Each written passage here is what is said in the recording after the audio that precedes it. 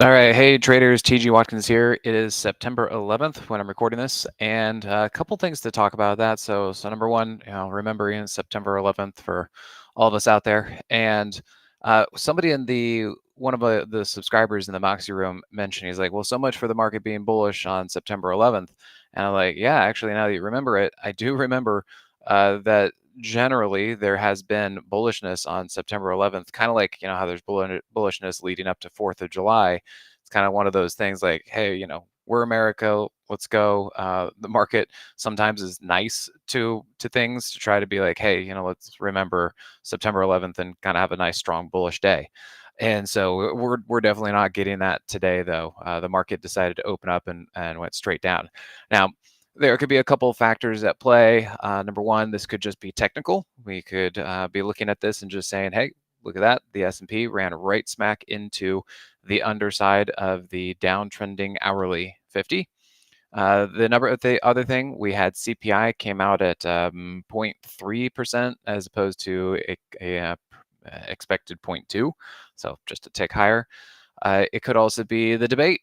Maybe some people are looking at that and being like, oh, one of them did better than the other, and that's going to determine who's going to be president. And so the market is reacting to that. It could be a whole myriad of things out there as possibility.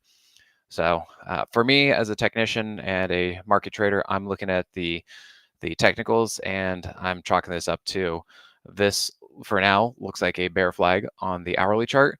And even this morning before the market really started rolling over, I made a post in the Moxie trading room and I pointed out not only the hourly chart, but I pointed out that daily chart. And I said, hey, this 8 is below the 21, and it looks like that is starting to open and widen.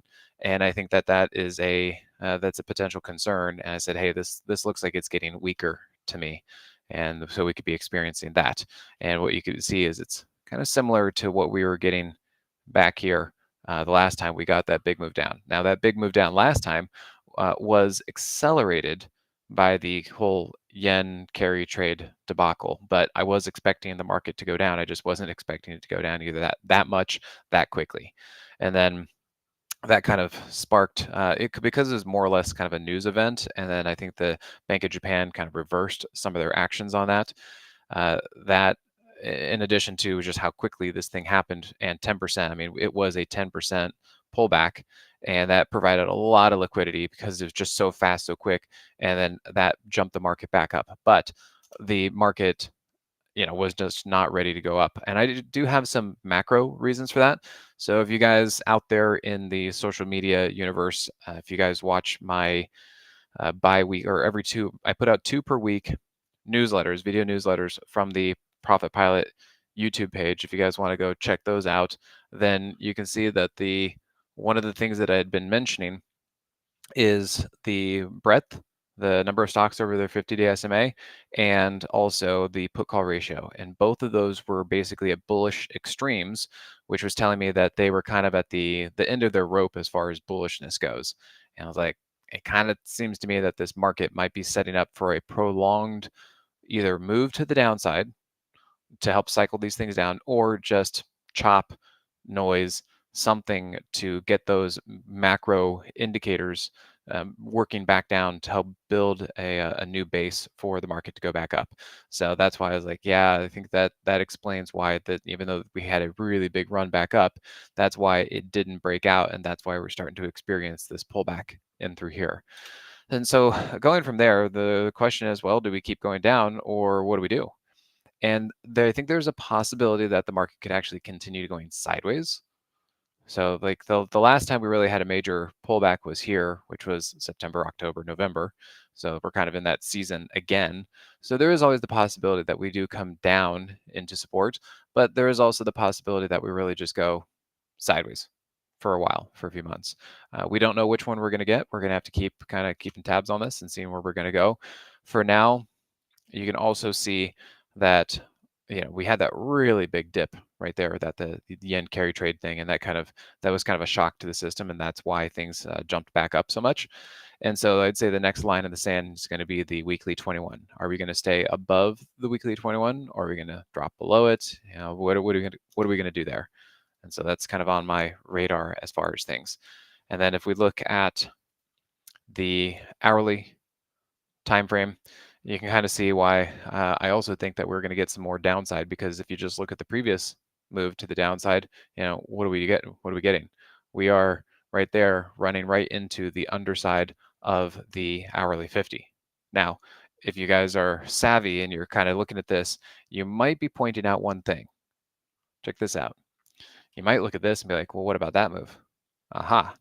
And this is another thing that I've been talking to the Moxie subscribers about. It's like, there is the chance that we get price to get over the hourly 50. That might very well happen, because if you look, isn't this and this looking very similar to each other? Kind of crazy, right? So there is the possibility.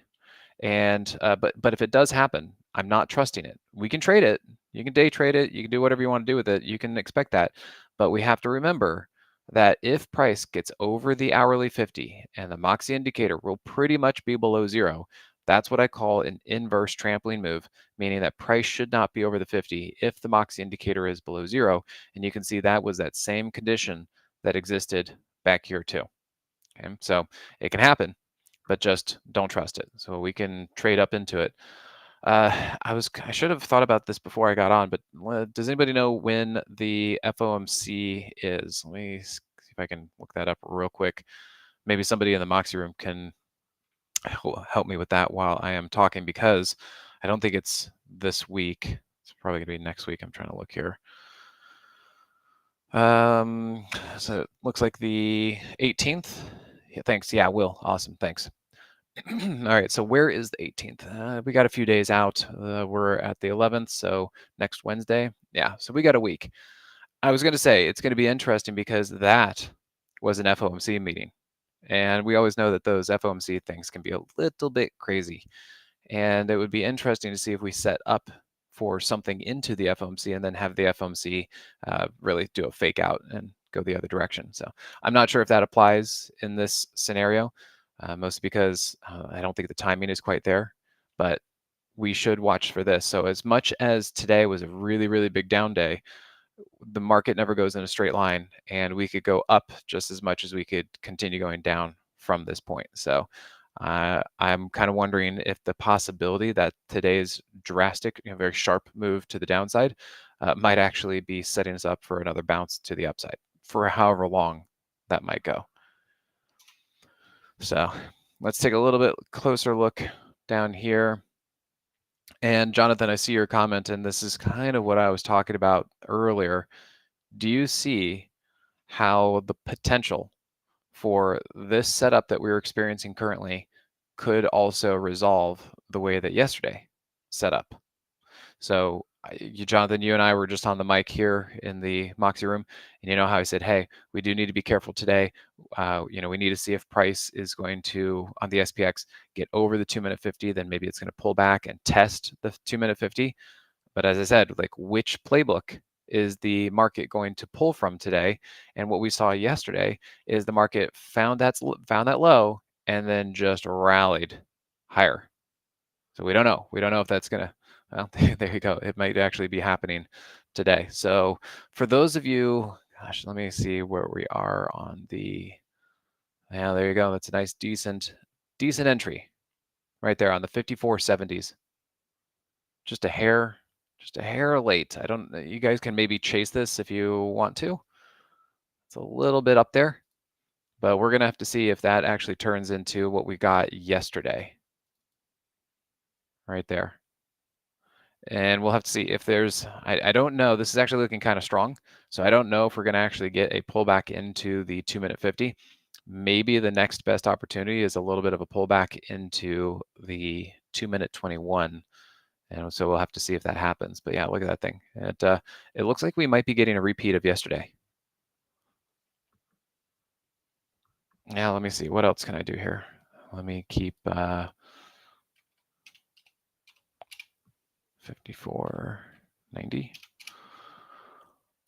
Oh yeah, that one's just beginning. It's a possibility. If you wanted to, kind of chase something, maybe the 54.90 could be doing something. I know I'm live on the mic with those of you out there in the social media universe, Facebook and YouTube. So I want to show you guys kind of what I do for the Moxie subscribers. I want to say there's a possibility that this might be setting up the same way. So if you allow me a moment so you guys can actually see what I do for the traders here, I'm going to be posting that and saying possibility that the SPX is setting up in a similar way to yesterday, where price did not need to test 2-minute 50. It just ran instead.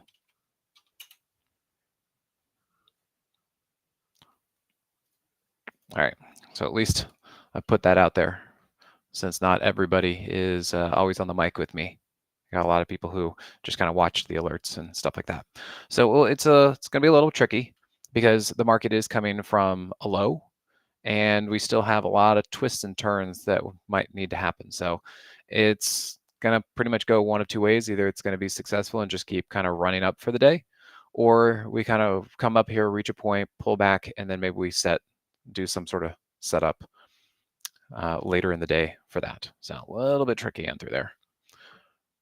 All right, let me look at let's look at the UVIX. I like to do that and see what it says. A little bit of a mixed bag. I would lean a little bit towards the UVIX coming down, which would be supportive of the market, because we have price over the 15-minute 50, but the Moxie indicator below 0. So like I just showed you guys with that hourly chart from a few weeks ago, price over the 50, but the Moxie indicator below 0 is an inverse trampoline move, and price should not be over the 50 when the Moxie indicator is below 0.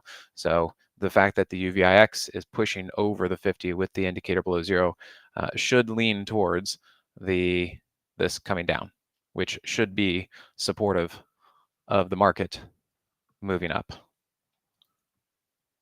Yeah, a bit of an up move like that. I don't want to chase this up in this point, but I want to see if there's going to be some opportunity to get into this. Let me keep watching. Yeah, it's a little up there. I'm going to have to see if there's some other opportunity to hop into this thing.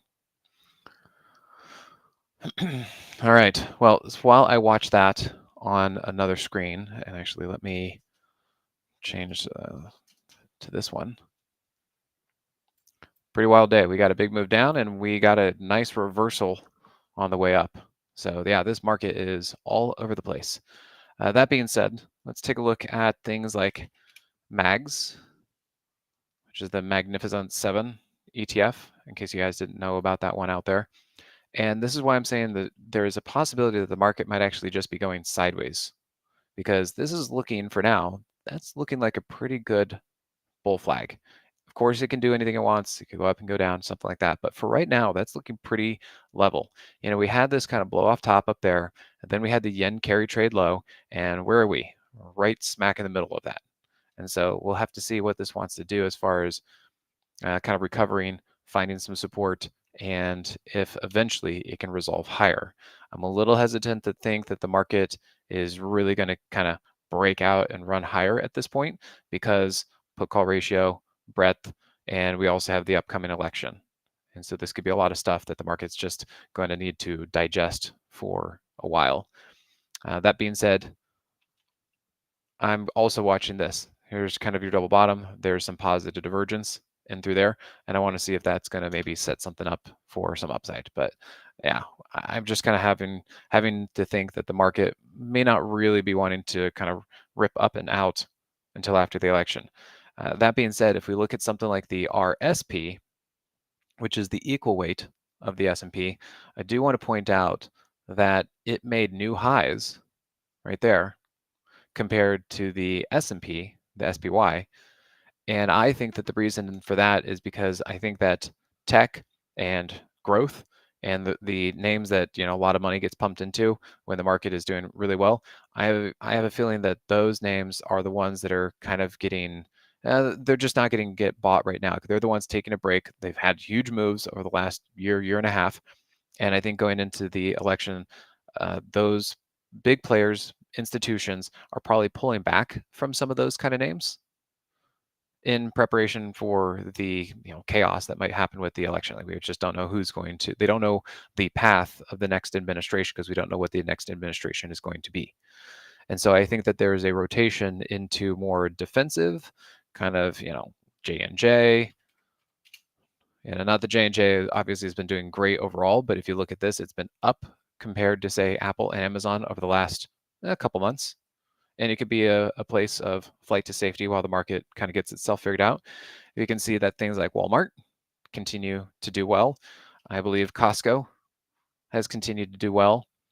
Just defensive sectors. PFE might be making, you can see here, it's kind of basing and bottoming. There might be a move setting up here on Pfizer. Some of these bigger names out there that are just staples, consumer staples. Because if you look at XLC, you can see how that one's kind of topping out, waiting for the market to kind of get itself figured out with the election. But then we can compare that to, say, XLRE. This is real estate related. And I think this is mostly due to interest rates. Almost regardless of whatever the administration is going to be, I think that this is up because the idea that interest rates are coming down, and then you can see that this sector has been making some strength and some moves in through that. So there are some areas that are continuing to do well for us out there. You just need to make sure, kind of think about the mindset of what's going on. And then let's see, and then KRE banks for right now not doing great. I think they're in a larger term holding pattern. If you look at the monthly, weekly, they don't look bad, but I think that they need to go through some consolidation right in through here. It's kind of the same thing as the small caps. And then if we look at XLF, I believe they are doing just fine. So you can see here, yeah, they've been making new highs and everything else like that. Okay. So I think that's where we're going to leave it off for today. Mox traders, I'm going to be back with you in the chat box because this market is all over the place, providing all sorts of opportunities for us. And I want to see if there's going to be something else kind of setting up for us in through here. And if it continues to be bearish, the Moxie traders, you guys remember what I told you today about this bounce. And so we need to also be prepared that this bounce could be up into some resistance. So we're really just kind of choppy, right? Look at this box that we've been in. And so we need to be prepared for lots of intraday movements like this. And we just see what we can do until we get kind of the bigger picture figured out. But as I said from this morning, let's watch out for this as far as potential resistance. Okay, guys? All right. Well, thanks again. And for those of you out there on Facebook and YouTube,